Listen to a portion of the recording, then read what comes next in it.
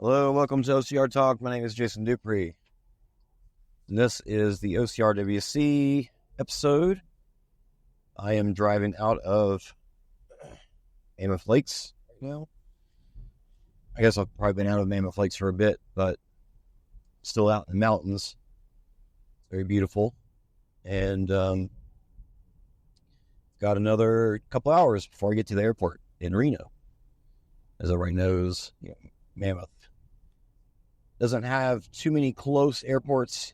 Closest, really, there is one that's like 45 minutes away from it, but there's only so many flights that go into it.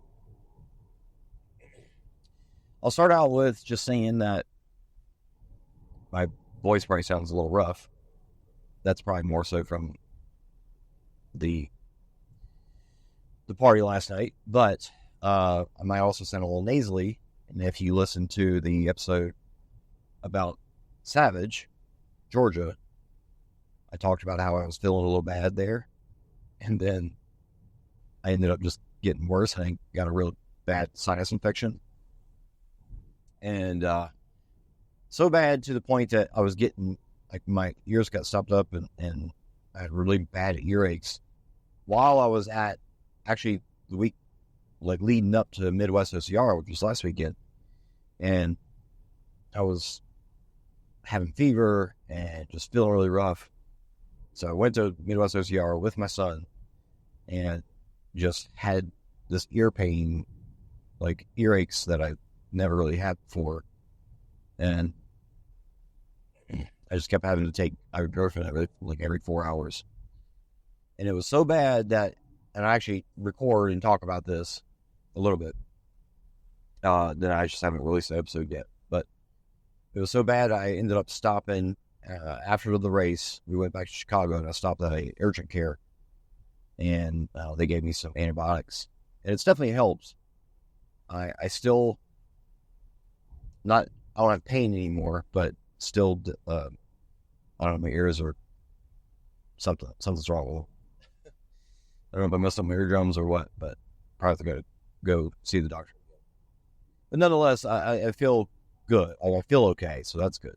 So this weekend wasn't too bad. It's kind of more annoying, but it was okay. Like, the weekend was good. It was a good weekend. Races were all good. I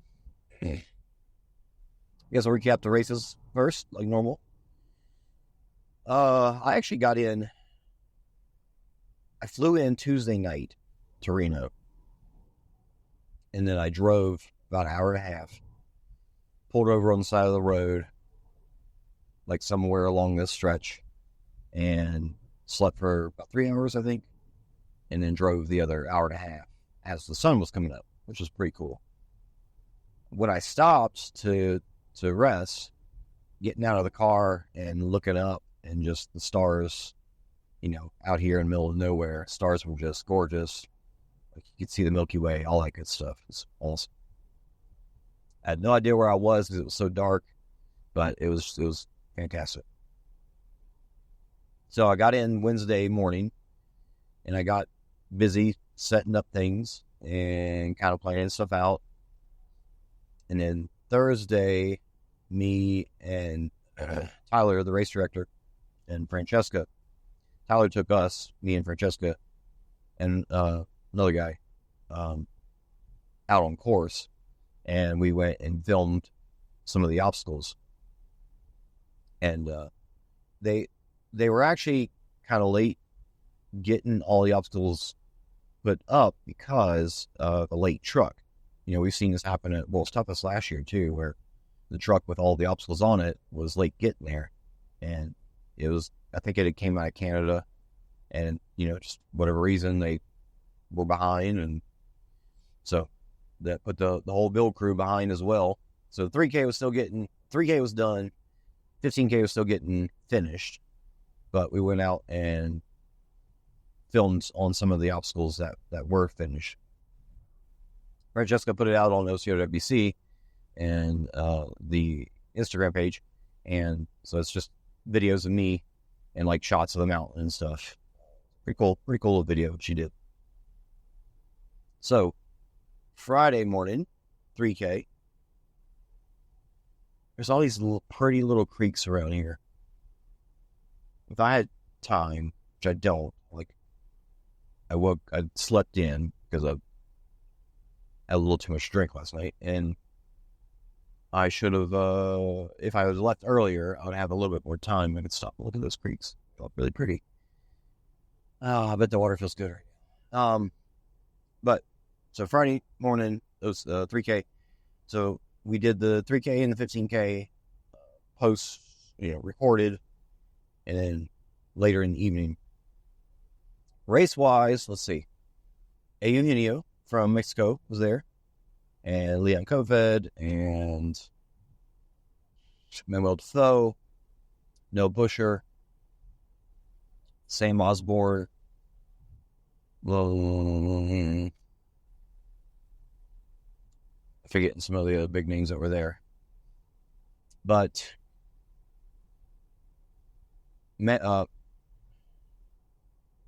Eugenio led out pretty much out the first decline, out the first hill and decline. And I think he had the lead all the way up until Gibbons, which was in the last gauntlet of obstacles. And he struggled with Gibbons, he had one of those moments where you're just swinging back and forth and you're trying to hook it and you just keep missing, overshooting it. He did that 4 or 5 times, and Leon came through and passed him right there. And there was still a few more rigs and sandbag carry and all that kind of stuff after that, but it was still, Leon had made up enough ground at that point. He kept the lead and got first place. Excuse me. And Eugenio, I'm having a hard time even remembering who got what place, but I'm pretty sure Eugenio got second. No, Eugenio got fourth. Shoot, I can't remember who was second.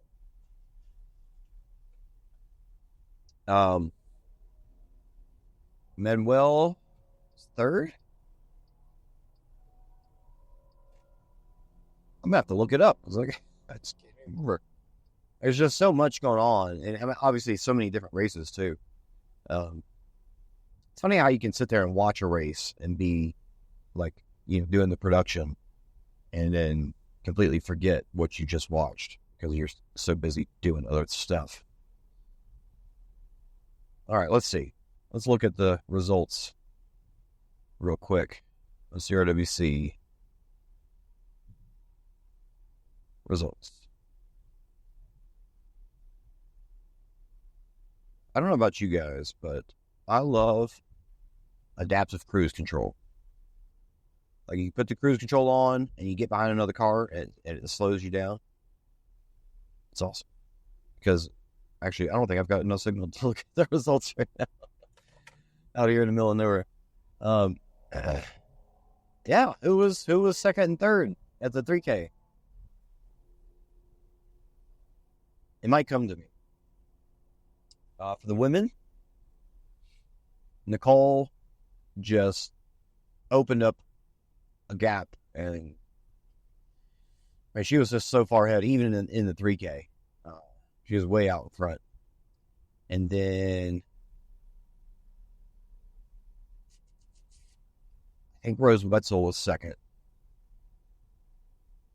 Yes, Rose Wetzel was second, and in third place, Signe and Lizette, like Liz, but something longer. But I think she went by Liz for short. Had this battle down to the wire, and they were both on Ricochet at the same time, both going on the A-frame, the slip wall at the same time, and Liz basically rolled over the top of the slip wall like most people do on the A-frame cargo net, and did almost slid, on the backside of the slip wall, you've got these, poles that you walk down, and she rolled and slid down a few of them before she caught her footing and then, continued on from there. But it was amazing. Like, I don't think anybody's ever seen anybody do that before. It was nuts. So she edged out Signe just barely with that maneuver. That was definitely the talk of the weekend. Closest finish. Really, really nuts. And then on Saturday, 15K, A Eugenio had him and Joshua Reed, who rabbited it for us on the 3K, which was very cool. They battled it out for a good while, kind of most of the climb all the way up to the top of the mountain. Now, I think A Eugenio did have a gap by the time they got to the top, but it was definitely a good back and forth for a while. And when they got to the top, A Eugenio just, like, there was just so much running to do after that. He just kept his lead at that point. It was and he got through. Like, he made Gibbons a lot smoother that time, and cleaned up. Got first place. Joshua Reed held on to second.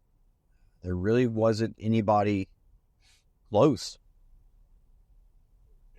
to Josh at that point, I don't think. Like, it was basically those two guys out in front. And then third place, Manuel Defoe and Noah Busher had basically they had a back and forth the entire time. And ended up having a really, really amazing race. But Manuel,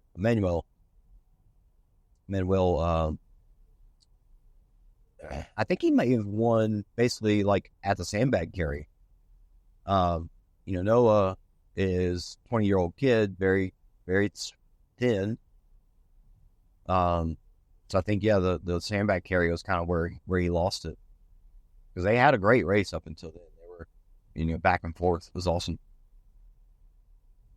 For the women, probably no surprise. Nicole she got out in front on the first climb and then just kept this lead and I think she had a 5-minute lead. And that was probably her, kind of taking it easy because she didn't really have to push. So yeah, she destroyed it.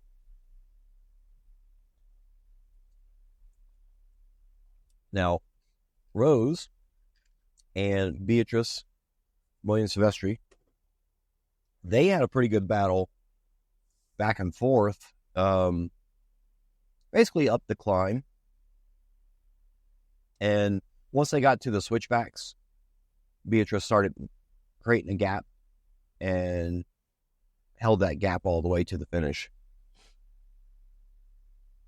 And Rose, and there wasn't really anybody that was close to him. And so Rose got third. And now, actually, what was the amazing thing was, we saw Rose had I think a 4.5-minute gap on Signe, who was in fourth early in the race. And then later in the race, it was from one checkpoint to the next. There was only 3 checkpoints, but from checkpoint 2, 4.5-minute gap. Checkpoint 3, she had a 3.5-minute gap. And then by the time they got to the finish, Signe was only 30 seconds behind her. So it's somewhere in there. And it's not like Rose was slowing down. Rose was crushing it the whole way. I was following her, and she was dropping me on the downhills. I had to take every shortcut possible to be able to keep up with her.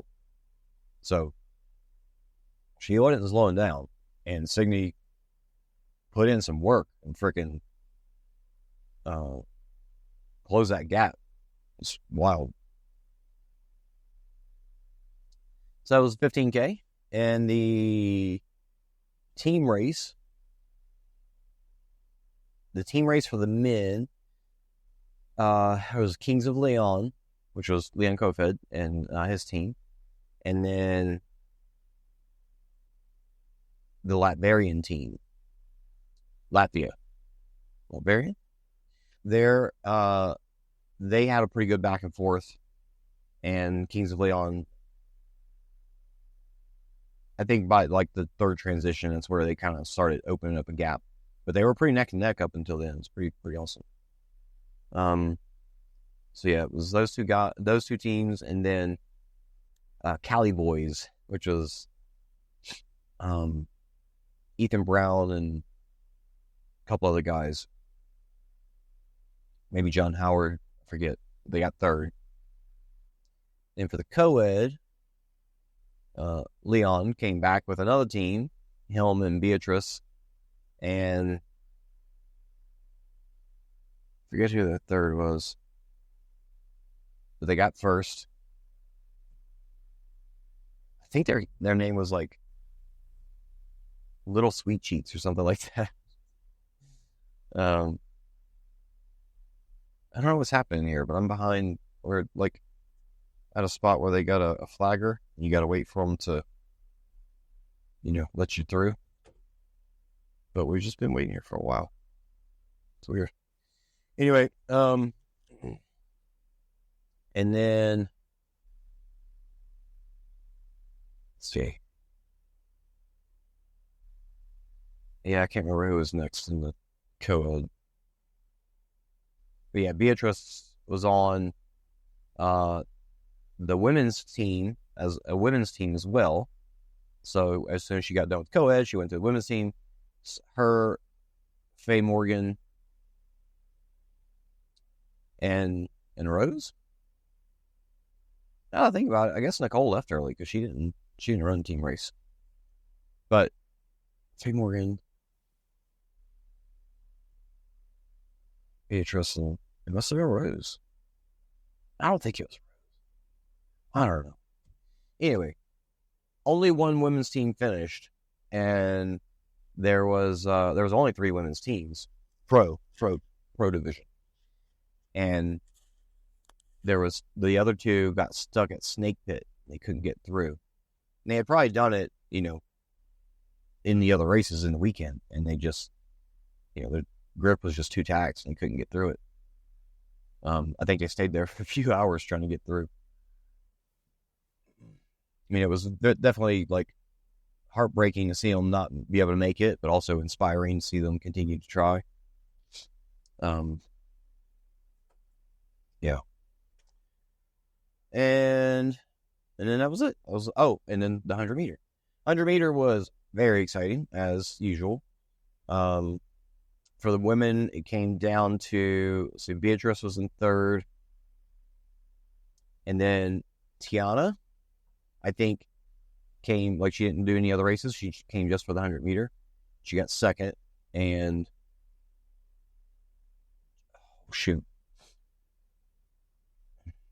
just Jaleel? Jaleel? No, it's not Jaleel. She won I think she won in years past, or maybe it was at least like up there. But she won. It was a very, very, very close race for the women. And then for the guys, there was one round for the guys that was so close, we couldn't tell on the video. We couldn't tell who won. And they had people with timers that were like at the finish line looking at their, their person, whichever lane they were timing. And they, so they, I guess they could see who got first, but it was just that close. It was crazy. And then Ethan Brown and Max, I think, made the finals, and it was neck and neck all the way up to the box. And Ethan made a little slip on the box, and Max edged him out. Max won. It's great race. Great race. Wish those cars would go. I gotta get to the airport. Oh man. So, as far as the coverage goes, the 3K, I the plan was to record the videos, upload them, and then do the show. And even though I had Spartan Starlink, and I had my own Starlink, and I had the Mammoth Mountain internet as well, and it just wasn't fast enough. The upload wasn't fast enough. The downloads were great speeds. Like, we're getting like 150, I think, download on the Starlink, but upload was 10 at best. It seems like sometimes it was even worse than that. So it was taking forever. And basically it came down to, we were going to do the show at 5. We really had to keep that time frame because Francesca had to do the community thing that night. And so we stuck to 5, but because I couldn't get the videos uploaded in time, I had to produce from the computer, from the laptop that I had on site. Whereas normally I'm producing, I'm remoting into a computer cloud machine and producing from there. And because of that, like, everything just kind of spiraled after that. Like, I knew the speeds weren't good enough. It was going to cause issues. And sure enough, like, when you watch the show, the video is probably a little choppy. And the biggest mistake was that somehow the commentators got set to using the laptop mic instead of the headsets that we had. And so the audio from them sounded like trash because of that. And somebody even mentioned it in the comments, and I thought they meant that it was choppy. I didn't realize that it was just completely the wrong mic input. So it was very unfortunate, very frustrating. But the coverage was good, like, as far as the video goes. Like, we had good coverage on the athletes pretty much the whole time. It was good. The other thing that made it tough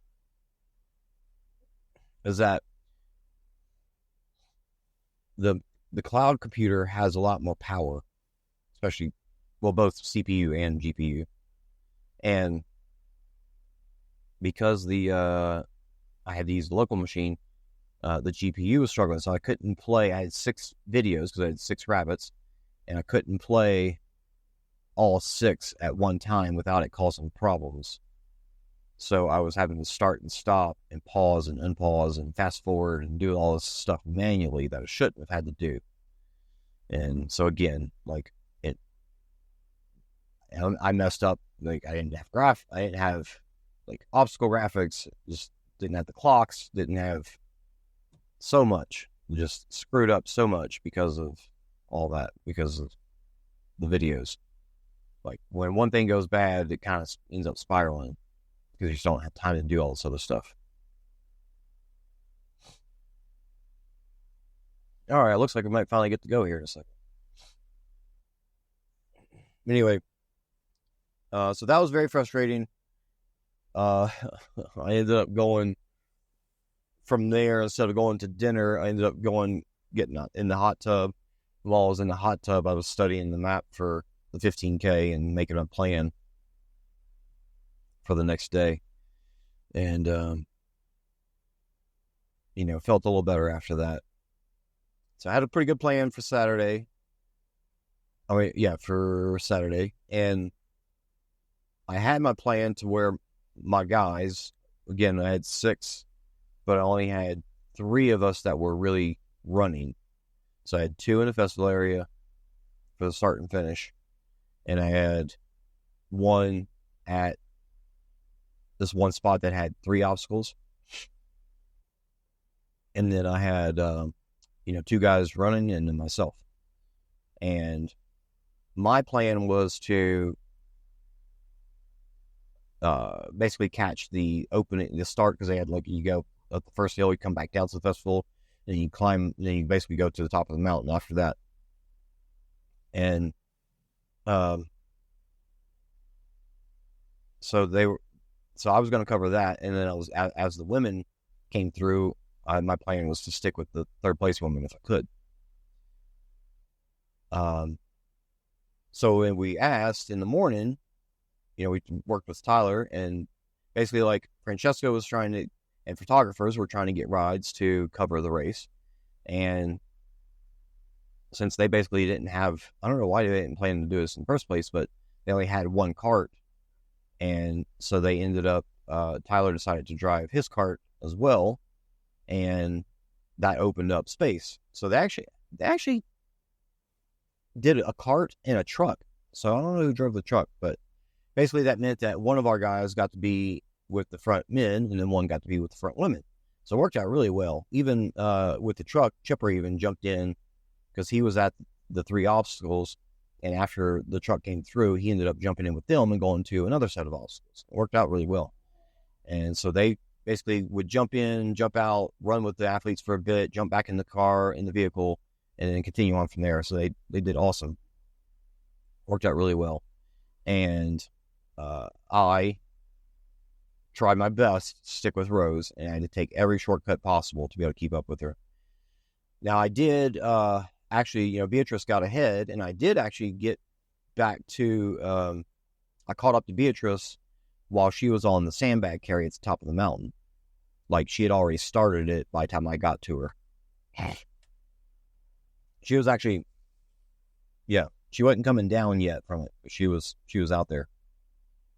And because I was with Rose when she started the sandbag carry, and then Beatrice came down.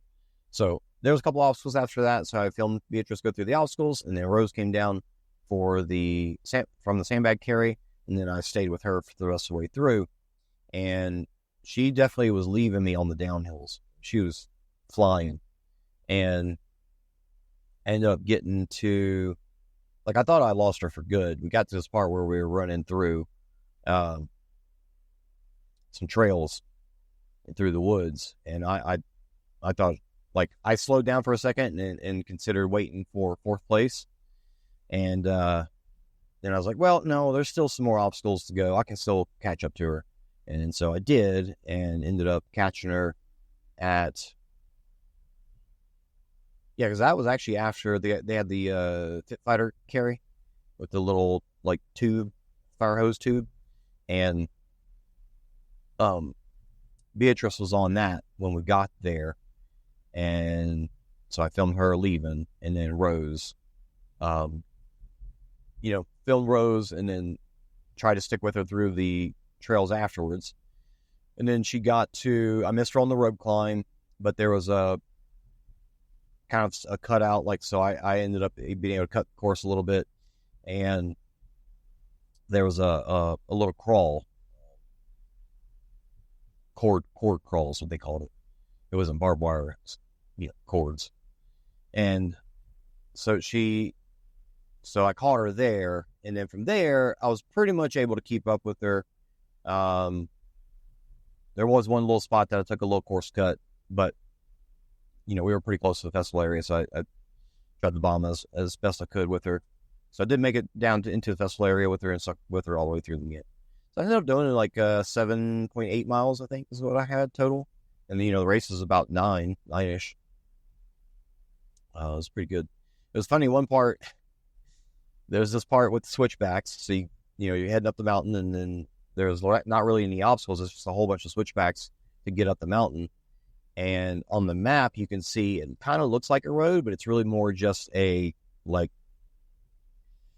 it's a ski mountain. So it's basically a spot where you would have a big open, downhill for skiing. And so I started to try and cut into that to avoid having to do all the switchbacks and, getting left behind. And then I cut the course, and she went downhill and I went right. And somehow, I guess I had to, stepped over the trail and not even realize it. And I ended up back at multi-rig, which was down at the bottom of these switchbacks. And I, as I got close to it, I was like, oh, there's an obstacle. And as I got closer and I saw what it was, I was like, oh, no, I've made a mistake here. So I ended up, backtracking. And then from there, I recognized, okay, here's the cut through. Like, I can just go straight up this. But basically, yeah, I had to climb a very steep section to get to the top where the sandbag carry was. And I ended up getting up there and seeing, basically when I got up there, Beatrice was just off in the distance and Rose was behind me. So it was kind of cool because as I was climbing, I could see Rose on the switch. Like, there's these trails just going back and forth. So I could see Rose above me and I could see Signy below me. And so like twice as I would cross one trail, I would get like halfway up and I would see Rose and I would see Signy. And so when I got to the top, I did get there before Rose, and continued on from there. So it was a fun day. And then because of the upload speed issues, I decided I'm going to edit the videos. I'm going to edit it as fast as I freaking can, and I'm going to upload one video instead of 6. And I was trying to make it basically a 2-hour time frame, and that obviously didn't happen. So it took me, like an hour just to get all the videos loaded onto my computer, and then from there I started doing the editing, and I think I edited for either 2 or 3 hours, and then it took probably 40 minutes to render, and it ended up being a 10 gig file. And so I started uploading it. But at the same time, I converted it to a lower quality so that it would be a smaller file.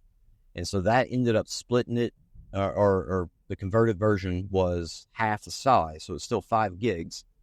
And by the time that was done converting, the 10 gig version was only at 25% upload. And so it's like, all right, well, this one is half the size, and I'm not even at 50%, so it's going to be longer if I wait for this one to finish as opposed to uploading the smaller file. So I stopped loading that smaller file because it took like another 30, 40 minutes to convert the file. But at that point, it's still going to take forever. It's still going to be another 3 hours before this finishes uploading. So I uploaded the smaller file, and it loaded maybe about an hour. And at that point,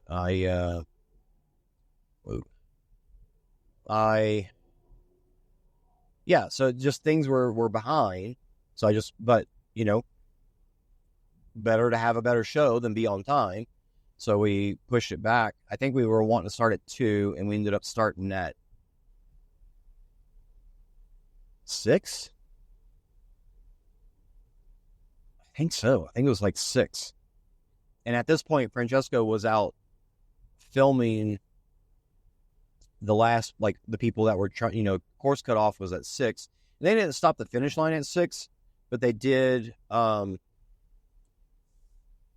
basically, if you were anywhere not in the festival area by 6, they were taking you off the course. So, Francesco was down at the festival area, filming these last people coming in, trying to, make it through with their bands and stuff. It's really good stuff. I know she captures some awesome stuff. And then, so I think we actually ended up getting started 6:15 or so. We had her and Claire,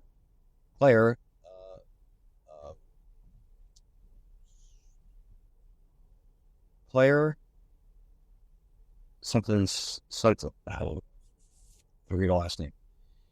Claire is another British girl. She, I think, works with UKOCR, does stuff for them. I think she was out there, live streaming straight to Facebook during some of the races. And so because I only had, I didn't have any camera switching to do because it was all edited already. I commentated as well. Actually, Francesco was a little late getting to us, so we started with me and Claire, and then Francesco joined in. and it was good. It was good. It was a good show. I felt really good about it. It was, 2.5 hours long, but like we got done. It was like 8:30, but I was very happy with it. I remembered to fix, double check the audio thing, make sure that was all fixed. And yeah, I think people enjoyed it. I mean, we had, for that long of a race, we had eyes on the athletes almost the entire time. It was awesome. And then for the team race, we did live because there really wasn't enough time to do a post, like between the setup time between the team race and the 100-meter finals. There was just no time, so we had to do live. So we had Josh Tipton and Sean Ingram and Chipper up on the mountain, and there was basically like two obstacles, like one obstacle on each part of the hill, the mountain, for each leg of the team race. And so they basically all took one of those sections, and then I put cameras down in the festival area. Like I had one looking at start line and the transition area. I had one looking at some of the obstacles in the finish area. And I ended up, people playing out in the creek. Looks fun. I ended up, I don't know why I didn't think about it, but I had one extra camera and totally just blanked on the fact that the strength section came through where Gibbons and the Force 5 rig and Ocrwc and all that stuff was. So I ended up, during the middle of the race, there was a section where it's like, okay, I know there's not much happening other than waiting on the athletes to get to the drop zone. And they had a good size run from there, and then they were going to be filmed and then going through drop zone, and then there would be like 2 or 3 athletes coming through there. So I ran out while that was happening and set up the camera in at the Skull Valley. So you can see Skull Valley, you can see the Ocrwc in the background, and even further was the Force 5 rig. So that was good. And yeah, so I think overall it was good. I actually ended up commentating that one all by myself. And then for the 100-meter, we had cameras. I actually took my Starlink and put it down by the finish line. There was a little building, like a control building for these ski lifts. And so I put, and I was able to plug it in there. So I ended up putting that Starlink up there. And then I had 3 cameras down towards the finish line that were all on that Starlink. And then I had 2 cameras that were looking more at the start, and they were using Spartan Starlink. And I think I put the computer, I was producing, the laptop I was using, and I put that on Spartan Starlink as well. And so it was, it went pretty well. Like we had a few moments here and there where the pictures would get, pixelated, but for the most part, it wasn't all the cameras. It only happened here and there. And I think there was only one time when action was happening. Maybe Ethan was on that second to last obstacle, and it got to where you could see what was going on for a moment. So for the most part, it was very, very good. Pretty clean. It was pretty safe with the amount of the bandwidth that the bit rate that the cameras were using. And so I just wanted to make sure that they were clear or clean instead of worrying about them being high quality. But they still looked pretty good. It could have been better, but they were plenty good enough. And I commentated with Claire, and then Francesca. Oh, Sean. I commentated with Sean, and Claire joined us after she ran the charity race.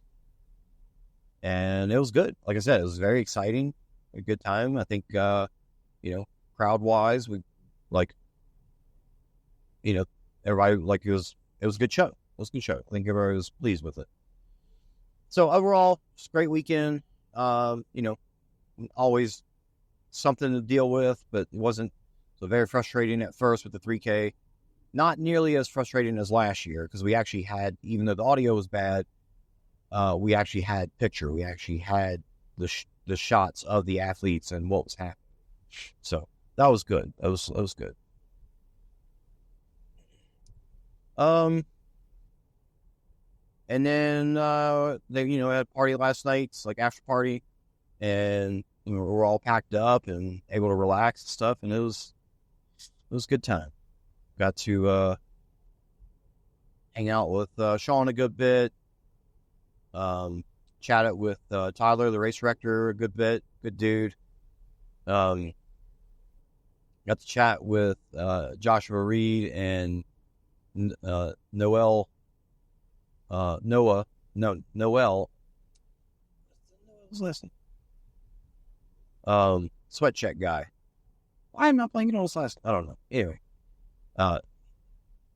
Noel is living at Anthony Kunkel's place in Durango right now, and Joshua Reed used to live there and train there too. So hearing them talk about it and share their sides of it all, it's very, very interesting.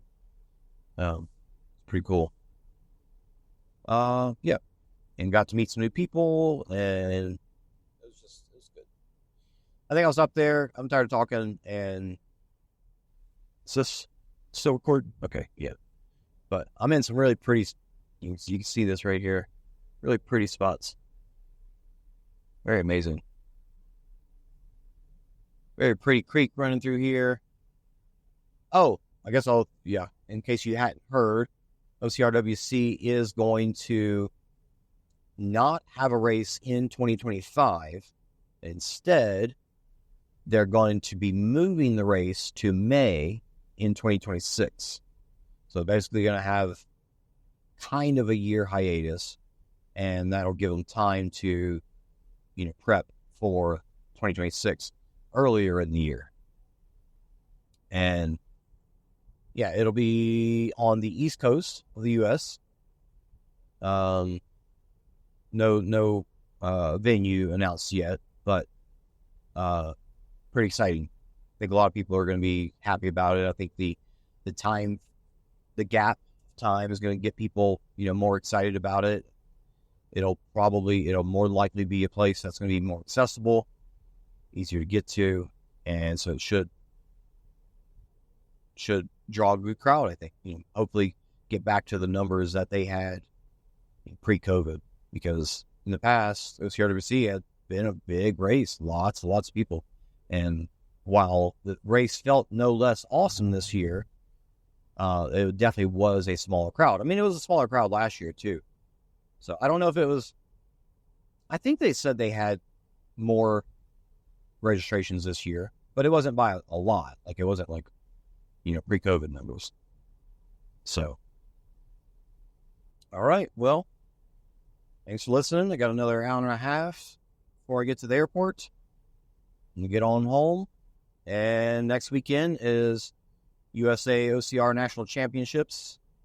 Planning on doing a post live or live replay of the races, and both of these races are going to be there's one Friday and Saturday.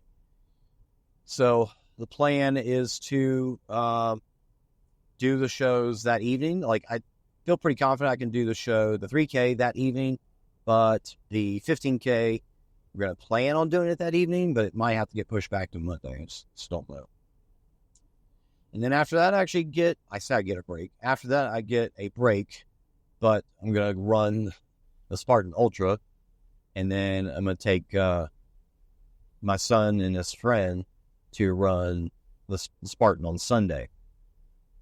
So, should be a good time. And then Tough Mudder is the next weekend in Granbury, in Texas.